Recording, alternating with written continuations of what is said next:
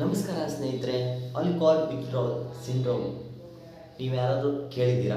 ಅದು ಹಿಂಗಿರುತ್ತೆ, ಯಾವ ಥರ ರಪ್ಪನೆ ಬಂದು ಬಡಿಯುತ್ತೆ ಅಂತೇಳಿ ನಿಮಗೇನಾದ್ರು ಇಮ್ಯಾಜಿನೇಷನ್ ಇದೆಯಾ?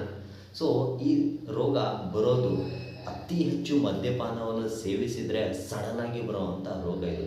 ಈ ಆಲ್ಕೋಹಾಲ್ ವಿತ್ಡ್ರಾಲ್ ಸಿಂಡ್ರೋಮ್ ಬರೋಕ್ಕೆ ಭಾಳ ಅಂದರೆ ಭಾಳ ಚಾನ್ಸಸ್ ಇರುತ್ತೆ. ಇದು ಬಂದರೆ ಜೀವನದಲ್ಲಿ ಯಾಕಪ್ಪ ಬಂತು, ಈ ಥರ ನಾನು ಯಾಕಪ್ಪ ಮಾಡಿದೆ ಅನ್ನೋ ರೇಂಜಿಗೆ ಫೀಲ್ ಆಗುತ್ತೆ ಸ್ನೇಹಿತರೆ.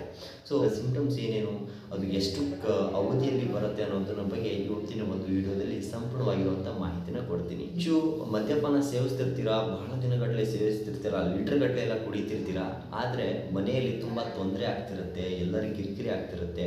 ಏನೋ ಇವತ್ತಿಂದ ನಾವು ಆಲ್ಕೋಹಾಲನ್ನು ಕುಡಿಯೋದೇ ಬೇಡ, ಮದ್ಯಪಾನ ಸೇವಿಸೋದೇ ಬೇಡ ಅಂತೇಳಿ ಏನೋ ಒಂದು ಗಟ್ಟಿ ನಿರ್ಧಾರ ಮಾಡಿ ಏನೋ ಬಿಟ್ಬಿಡ್ತೀರಾ. ಆದರೆ ಯಾವ ಥರ ಆಗತ್ತೆಪ್ಪ ಅಂದರೆ, ಇದರ ಸಿಂಪ್ಟಮ್ಸು ಸಡನ್ಲಿ ಬಿಟ್ರಿ ಅಂದರೆ ತಲೆನೋವು ಶುರು ಆಗುತ್ತೆ, ಕನ್ಫ್ಯೂಷನ್ ಆಗೋಕ್ಕೆ ಶುರು ಆಗುತ್ತೆ, ಸರಿಯಾಗಿ ನಿದ್ದೆನ ಬರ್ತಿರಲ್ಲ, ಫುಲ್ ಬಾಡಿ ಸ್ವೆಟ್ ಆಗ್ತಿರುತ್ತೆ, ಅಂದರೆ ಬೆವರು ಬರ್ತಾ ಇರುತ್ತೆ, ಭ್ರಮೇಲಿ ಹೋಗ್ತೀರಾ, ಬ್ಲಡ್ ಪ್ರೆಷರ್ ಜಾಸ್ತಿ ಆಗುತ್ತೆ, ಹಾರ್ಟ್ ಬೀಟ್ ರೇಟ್ ಜಾಸ್ತಿ ಆಗುತ್ತೆ.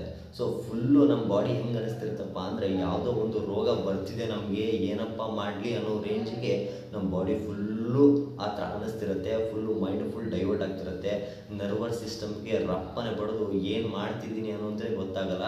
ಸಡನ್ನಾಗಿ ಚಕ್ಕರ್ ಬರೋಕ್ಕೆ ಶುರು ಆಗುತ್ತೆ. ಸೊ ನಾವು ಏನು ಮಾಡ್ತಿದ್ದೀನಿ ಅಂತೇಳಿ ನಮಗೆ ಗೊತ್ತಾಗಲ್ಲ, ಆ ರೇಂಜಿಗೆ ಫೀಲ್ ಆಗ್ತಿರುತ್ತೆ ಸ್ನೇಹಿತರೆ. ಇದು ಬರೋದು ಯಾವಾಗ ಅಂತೀರಾ?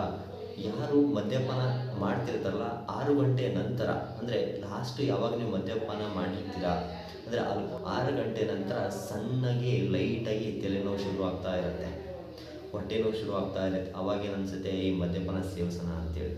ಆದರೆ ಸಡನ್ಲಿ ಬಿಟ್ಟವರಿಗೆ 6 ಗಂಟೆ ನಂತರ ತಲೆನೋವು ಶುರು ಆಗುತ್ತೆ.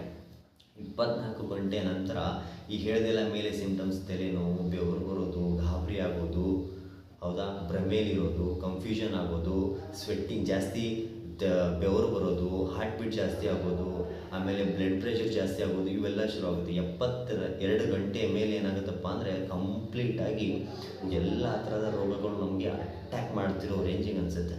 ಇದರಿಂದ ಹೇಗೆ ಹೊರಗೆ ಬರಬೇಕಪ್ಪ ಅಂದರೆ, ಡಿಪೆಂಡ್ ಆಗುತ್ತೆ, ಅವರವರ ಬಾಡಿಗೆ ತಕ್ಕಂಗೆ ಡಿಪೆಂಡ್ ಆಗಿರುತ್ತೆ. ಹಾಗೆ ಅವರ ಆರ್ಗನ್ಸ್ ಎಷ್ಟು ಮಟ್ಟಿಗೆ ಇದೆ, ಚೆನ್ನಾಗಿದೆ ಅನ್ನೋದ್ರ ಮೇಲೆ ಡಿಪೆಂಡ್ ಆಗುತ್ತೆ ಸ್ನೇಹಿತರೆ. ಫಿಸಿಷಿಯನನ್ನು ಕನ್ಸಲ್ಟ್ ಮಾಡಬೇಕು, ಅವರು ಟ್ರೀಟ್ಮೆಂಟನ್ನು ಕೊಡ್ತಾರೆ. ಆಮೇಲೆ ನಿಮ್ಮ ಬಾಡಿ ಯಾವ ಈ ಕಂಡೀಷನ್ ಇದೆ ಅನ್ನೋದನ್ನು ನೀವು ನೋಡ್ಕೋಬೇಕಾಗುತ್ತೆ ಸ್ನೇಹಿತರೆ.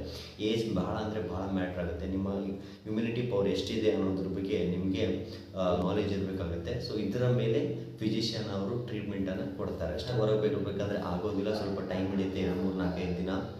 ಸಡನ್ಲಿ ಬಿಟ್ರಪ್ಪ ಅಂದರೆ ಹುಷಾರಾಗಿರಿ, ಸ್ವಲ್ಪ ಅದರ ಬೇಗನೆ ಹಾಸ್ಪಿಟ್ಲಿಗೆ ಹೋಗಿ ಅಡ್ಮಿಟ್ ಆಗಿರಿ. ಆ ಫಿಸಿಷಿಯನ್ ಏನು ಹೇಳ್ತಾರೆ ಅದನ್ನು ಕೇಳಿ ನಿಮ್ಮ ಒಂದು ದೇಹ ಅಥವಾ ಜೀವವನ್ನು ಕಾಪಾಡ್ಕೊರಿ. ನೀವು ನಿಮ್ಮ ಫ್ಯಾಮ್ಲಿಗೆ ದೊಡ್ಡವರು, ಹಿರಿಯರಾಗಿದ್ದರೆ ನಿಮ್ಮ ಹಿಂದೆ ಒಂದು ಸ್ವಲ್ಪ ಕಾಳಜಿಯನ್ನು ಮಾಡಿಬಿಟ್ಟು ಆಲ್ಕೋಹಾಲನ್ನು ಸೇವನೆ ಮಾಡಿರಿ. ಯಾಕಂದರೆ ನಿಮ್ಮನ್ನು ಬಿಟ್ಟು ನಿಮ್ಮ ಫ್ಯಾಮ್ಲಿಗೆ ಯಾರೂ ಕೂಡ ಇರೋದಿಲ್ಲ, ದಿಕ್ಕುಪಾಲಾಗ್ಬಿಡುತ್ತೆ ನಿಮ್ಮ ಫ್ಯಾಮ್ಲಿ. ನೋಡಿಬಿಟ್ಟು ಮದ್ಯಪಾನವನ್ನು ಸೇವಿಸಿ, ಅದು ಕೂಡ ಮದ್ಯಪಾನವನ್ನು ಸೇವಿಸಬಾರ್ದು, ಸೇವಿಸಿದರೆ ಹುಷಾರಾಗಿರಿ. ಯಾಕಂದರೆ ನಿಮ್ಮ ಫ್ಯಾಮಿಲಿಗೆ ನೀವೇ ದೊಡ್ಡವರು ಅನ್ನೋದು ನಿಮಗೆ. ಸೊ ಇದೇ ಥರ ಹೆಚ್ಚಿನ ಮಾಹಿತಿಗಾಗಿ ನನ್ನ ಚಾನಲನ್ನು ಸಬ್ಸ್ಕ್ರೈಬ್ ಮಾಡ್ಕೊಳ್ಳೋದನ್ನು ಮರಿಬೇಡಿ. ಇಲ್ಲಿಗೆ ಮುಗಿಸ್ತೇನೆ. ಜೈ ಹಿಂದ್.